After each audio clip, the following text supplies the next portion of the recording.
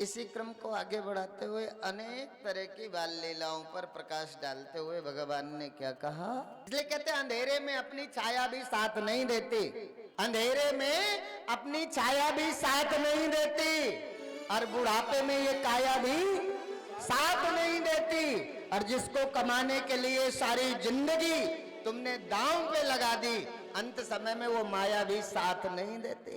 इसलिए धन दौलत और माल खजाना यहीं पड़ा रह जाएगा, कंचन काया माटी होगी, अंत में होगी चला चली, ले लो रे कोई राम का प्यारा शोर मचाऊंगा, ये सब यहीं रहेगा। थोड़े दिन का ऐश्वर्य है, ये ऐश्वर्य का मद भी हमें बांध देता है। इसलिए बड़ा वो नहीं होता जिसका सिर हीरों से जड़ा होता है, बड़ा तो वो होता है जिसका सिर अपने ठाकुर के चरणों में झुका होता है।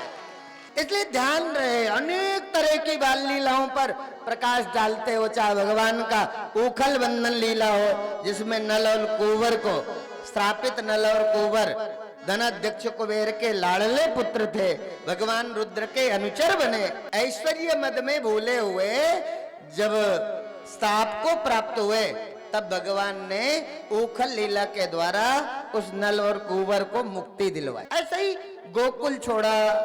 भगवान ने कहा कि व्यक्ति और जगह बदलने से परिस्थितियां आपका पीछा छोड़ देंगी, ये मूर्खों की कल्पना है। ये मूर्ख सोचते हैं कि घर बदल दूंगा तो शायद परिस्थितियों से बच जाऊंगा, शहर छोड़ दूंगा तो परिस्थितियों से बच जाऊंगा। भगवान ने कहा देखो मैं छोड़ के दिखा देता हूं। मैं जेल में पैदा हुआ, छोड़ करके गोकुल आया, गोकुल में भी मेरे साथ परिस्थितियां आई। मैंने गोकुल छोड़ा, वृंदावन गया, वृंदावन में भी मेरे पीछे वही परिस्थितियां रही। मेरे हिस्से का, मेरे प्रारब्ध का दुख मेरे साथ रहा, और इस दुख से जो मुक्त होना चाहते हैं, इसी जन्म में कर्म की पवित्रता, सच्चाई के मार्ग को स्वीकार करो। भगवान परिस्थितियों में उलझे तो पर दिखाया तो कहां गए? बोले वत्सासुर।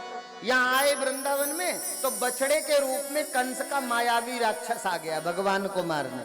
भगवान ने हजारों बछड़ों के बीच में उस वत्सासुर नाम के राक्षस को पहचाना और उसका वध कर दिया। ऐसे बकासुर का वध किया, अगासुर का वध किया। अग माने पाप, अग माने कंस का राक्षस तो है ही, पर राक्षस उसी को कहते हैं, अर्थात अगासुर एक पाप का विराट पुंज ही है जो हमें चैन से नहीं जीने देता। इसलिए यदि हम जहां जी रहे हैं ये जीवन अच्छा है, हम सेटिस्फाई हैं, तो आप करो।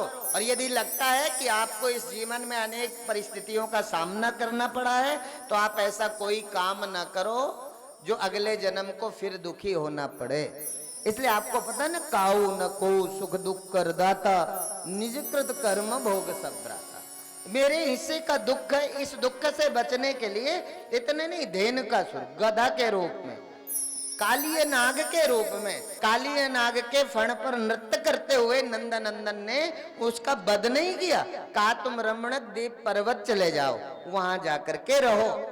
अर्थात माँ कालिंदी की स्वच्छता का वो पावन अभियान आज जो बीजेपी चला रही ना, तब द्वारिकाधीश के समय में भी स्वच्छता का ये पावन अभियान चल रहा था। और उन्होंने उस समय उस कालिय नाग से माँ कालिंदी को मुक्त करके और कालिय नाग को कहा तुम रमणद्वीप पर्वत में रहो। और इसके पश्चात भगवान कदम्ब के वृक्ष पर बैठे और बैठ करके सुमधुर अधरोष्ट में वेणुनाद की साधना की।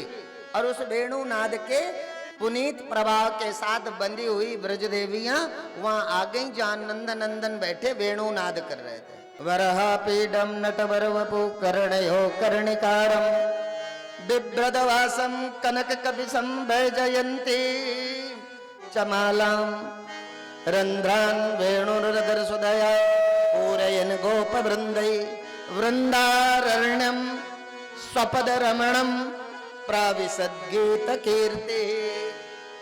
वो वृंदावन की पावन वसुंधरा, माँ कालिंदी का पुनीत पावन तट, उस तट में खड़े हुए वो कदम्ब का वृक्ष, उस कदम्ब के वृक्ष में बैठा मेरा चितचोर कन्हैया जब अपने ओठों पर बांसुरी को धारण करता है, तो सारी व्रज की देवियां उस बांसुरी के पुनीत प्रभाव के साथ बहती हुई वो वहां आ गई जहां नंद नंदन खड़े हुए थे।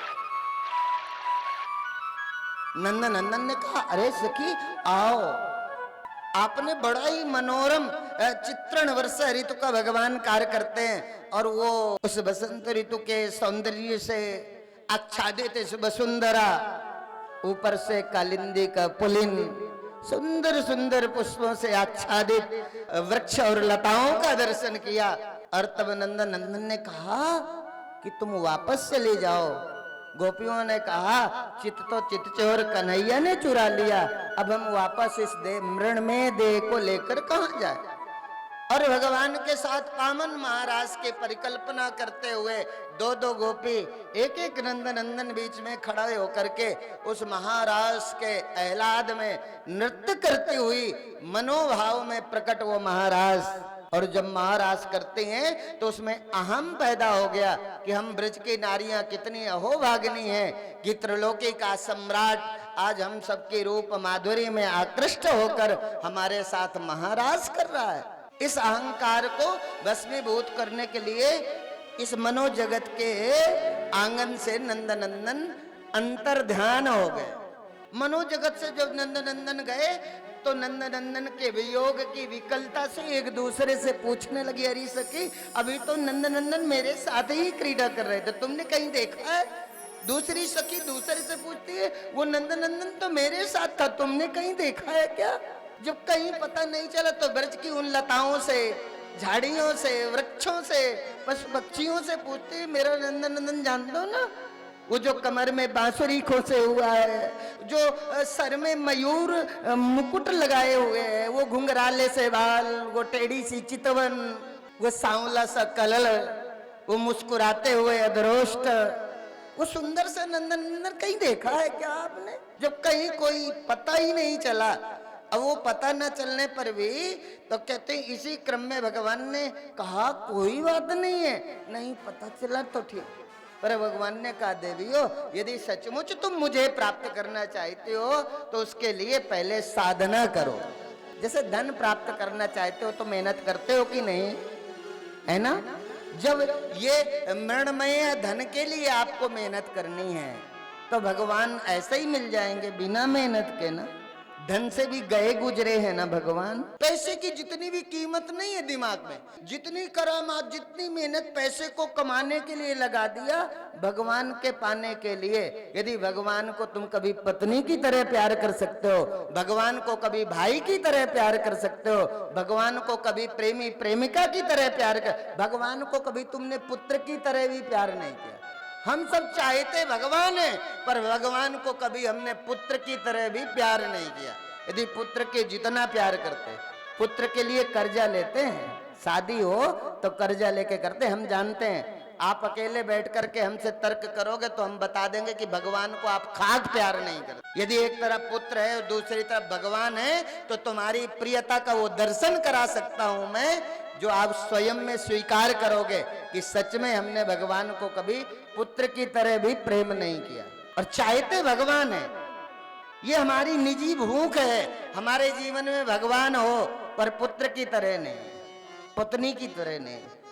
हम जिस पुत्र के लिए सारी जीवन लगा देते हैं, उस भगवान के लिए 1100 रुपया देना हो तो समित पर एहसान जता देते हैं। मैंने समित से कहा कोई बात नहीं, मांगने की परंपरा को बंद करो, मैं प्रतिवर्ष कथा करने आऊंगा, जिसको देना हो दे और जिसको न देना हो, जो दे दे उसका भी भला, जो ना दे उसका भी भला। ये भला सबका हो, देने वाले का ही भला क्यों हो, ठीक है ना?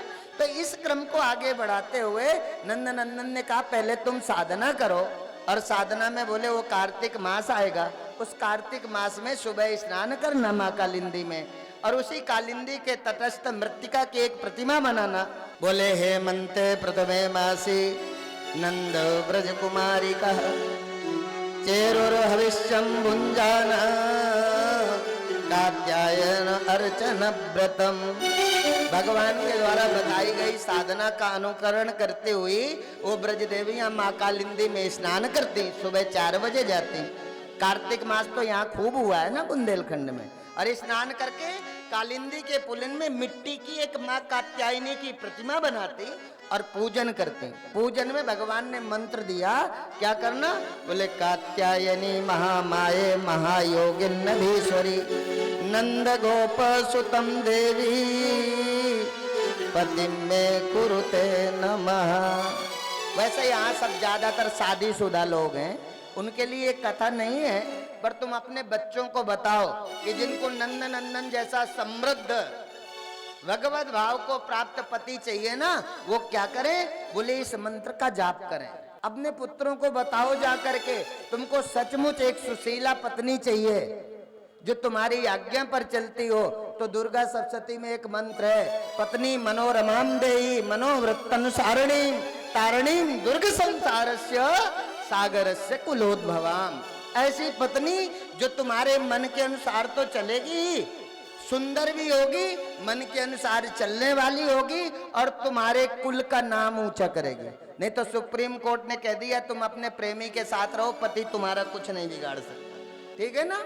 ये है सुप्रीम कोर्ट। सुप्रीम कोर्ट जानवर के अलावा और कुछ नहीं बना सकता है। धर्म हमें मानव बनाता है, ये कानून की व्यवस्थाएं हमें जानवर बना देती हैं। तो कोर्ट के फैसले से बहुत खुश मत हो जाना, नहीं एक दिन तुम्हारी स्वतंत्रता तो होगी, पर तुम्हारा पति तुम्हारे साथ नहीं होगा, तुम्हारे बच्चे तुम्हारे साथ नहीं होंगे, तुम्हारा कोई परिवार नहीं होगा। जैसे किसी कुत्ता और कुतिया का कोई परिवार नहीं होता। धर्मो हितेषाम अधिको विशेषा धर्मेण हीना पशु भी समाना। यदि धर्म नहीं है, संस्कार नहीं है, तो मनुष्य तो नहीं हो, पशु हो सकते, ठीक है ना। तो कहते हैं ये साधना बताई, और उस साधना को करती हुई गोपिकाएं जब स्नान कर रही थी तो नंद नंदन ने एक और लीला की। क्योंकि गोपिकाएं बड़ी भोली थी, निर्मल हृदय, भक्त बहुत भोला होता है। स्नान करे तो उन्हें क्या पता, निर्वस्त्र होके स्नान करती, आकर के वस्त्र पहनती, तो भगवान ने उनके वस्त्र चुरा लिए। वस्त्र चुरा करके कदम्ब के वृक्ष में टांग दिया और खुद बैठ गए जाकर। अब खुद बैठ गए, देवियां निकली नहा के, तो भगवान कपड़े तो मिले नहीं, चारों तरफ देखे तो कपड़े सब कदम्ब के वृक्ष में थे। कदम्ब के वृक्ष में जब कपड़े देख रही थी तो कपड़ों के अंदर और अंदर नजर गई तो वहां नंद नंदन बैठे थे। गोपिकाएं बोली, लाला तू हमारे कपड़े काय बात पे चुरा के तूने रख लिए, हमारे कपड़े आए के दे दे, नहीं तेरी शिकायत तेरी मैया से जाए के कहेंगे कि हम माँ कालिंदी में स्नान करें और तेरे लाला ने हमारे वस्त्रन को चुराए के कदम्ब के वृक्ष। लाला बोले, मैं जानू तुम मुझको प्यार करो, मेरी शिकायत मेरी मैया से ना आए कर सको, जब बात मैं ठीक ठीक जानू, इसलिए तुम आए के अपने कपड़ा खुद ले जाओ। नंदन नंदन ने नहीं दे, अपने अंगों को अपने हाथों से ढकते हुए गोपिकाएं कदम्ब के वृक्ष के पास गईं, अपने वस्त्रों को लिया। तब भगवान ने बड़ा सुंदर उपदेश किया, बोले स्नानम दानम तथा होमम शयनम गमनम भुजिम विवस्त्रो न प्रकुर्वीत कुर्वाणा पाप कृत भवे। भगवान ने क्या कहा, कितने काम नहीं करना बिना कपड़े के। कथा सुनी है ना, बहुत बार सुनी होगी, यहाँ होती रहती हैं, तो याद है ना कितने काम नहीं करना। जिसको याद है हाथ उठा दो जरा, लगे तो कि सुना है। देखो 4-5 हजारों की संख्या में 4-5 को पता है कि क्या नहीं करना, क्या कब करना। तो कहते हैं स्नानम दानम तथा होमम, स्नान दान हवन मतलब यज्ञ, ठीक है ना। शयनम सोना, गमनम चलना, भुजिम भोजन, ये 6 कर्म, खट कर्म की शुद्धि सत्संग सिखाता है कि ये 6 काम न करो। विज्ञान तो तुम्हें नंगा रहना सिखाता है, धर्म है जो तुम्हें 6 कर्म की शुद्धि देता है कि ये 6 कर्म विवस्तो न प्रकुर्वीत, ये बिना वस्त्र पहने नहीं करना, चाहे थोड़ा सा भी वस्त्र हो। तुम्हें लगता है हम बाथरूम के अंदर हैं, कोई नहीं देखता, पर यही तो भगवान ने कहा कि तुम्हें कालिंदी में कोई निर्वस्त्र स्नान करते भले न देखता हो, पर इस जल में रहने वाले जल के देवता वरुण का जो अपमान हुआ है, मैं तुमको ऐसे नहीं मिल सकता कि आप देवताओं का अपमान करो और मुझे पाना चाहो। इसलिए थोड़ा सा भी वस्त्र हो, पर शरीर में बिना वस्त्र के बाथरूम में भी निर्वस्त्र नहीं होना, ऐसा भगवान ने। इसी क्रम के साथ अब नंद नंदन जब वापस आए तो सारे वृंदावन में रसोई से शुद्ध देसी घी की खुशबू आ रही। लला दौड़ के अपने घर में आए गए, और आए तो घर में भी शुद्ध देसी घी की खुशबू उड़ी। तो लाला दौड़ के मैया के पास पहुंच गए रसोई, मैया मुझको बहुत भूख लगी, एक लड्डू दे दे। मैया ने कही, लाला हम कोई लड्डू वड्डू ना दे सके, अभी रुक जा थोड़ी देर, बाद में सारे लड्डू तेरे को ही खाए के ताई दूंगी, पहले हम भगवान इंद्र की पूजा करवे की तैयारी करें। लाला बोले, इंद्र की पूजा काहे बात पे करो? तो मैया ने कही, परजन्यो भगवान इंद्रो मेघस्तरयात्म मूर्तया ते विवर्षन्ति भूतानां ऋणम जीवनम पयः। इसलिए हम आपको वो करें कि इंद्र समय से मेघों को आदेश करे, पानी बरसे, ताई से हमें समय से अन्न मिले, फल मिले, वृक्ष खड़े हो में। इसलिए हम इंद्र की साल में एक बार पूजा करें, इंद्र खुश रहे तो पर्याप्त हमें वायु मिले, पानी मिले। इसलिए इंद्र की पूजा करवे के बाद हम तुमको सब कुछ खाएवे के ताई देंगे। लाला ने कही, मैया एक भी दिन तूने मेरे को खाएवे की बात पर मना ना कियो, आज ये कौन सा इंद्र आएगे वो मैया और लाला के बीच में कि आज लाला को एक लड्डू भी ना दे सकी मैया। मैया ने कही, तू दारी के जाए अपने बाबा के पास, मैं ना दे सकूं, पहले पूजन है को। अब लाला दौड़ के बाबा के पास आए, बाबा मैया तो इतना गुस्सा है गई, मैया से एक लड्डू का मैंने मांग दे, मैया ने एक लड्डू ना दे सकी अपने लाला को, ये इंद्र कौन है? बाबा ने बताई, वो इंद्र है, इंद्र पानी बरसावे, इंद्र सब कुछ करे। तो लाला ने कही, बाबा इंद्र से पानी ना बरसे, पानी तो वृक्षों के कृपा से बरसे, पानी तो पहाड़ और नदियों से मौसम बने, ताई के बाद पानी बरसे, केवल इंद्र की दमनाएं पानी बरसा सके। और हमने आज तक न वृक्षारोपण कियो, न पहाड़ों की सुरक्षा करी, न हमने सरिताओं के उत्खनन को रोका। और जब ये सब नहीं रहेगा तो ये समाज ग्लोबल वार्मिंग का शिकार होगा। और एक ना एक दिन पैसा तो होगा पर पीने को पानी नहीं होगा, पैसा तो होगा पर खाने को अन्न नहीं होगा, घर तो सुंदर होगा पर सर्दी नहीं होगी, मौसम की अनुकूलता नहीं होगी, तो कैसे जियोगे? प्रकृति पर अत्याचार करना बंद करे। प्रत्येक मानव का धर्म है कि प्रकृति का संरक्षण। भगवान ने अपने बाल लीलाओं में यही किया। और आज लाला जिद पर अड़ गए, बोले हम इंद्र की पूजा ना करेंगे, हम तो जाके पहाड़ की पूजा करेंगे। अब बाबा ने सारे वृंदावन वासियों को सबको बता दियो, भाई अब लाला की जिद है गई। और सारे लोग अपने छकड़े में पकवान भर भर के सब गिरिराज की ओर चल पड़े।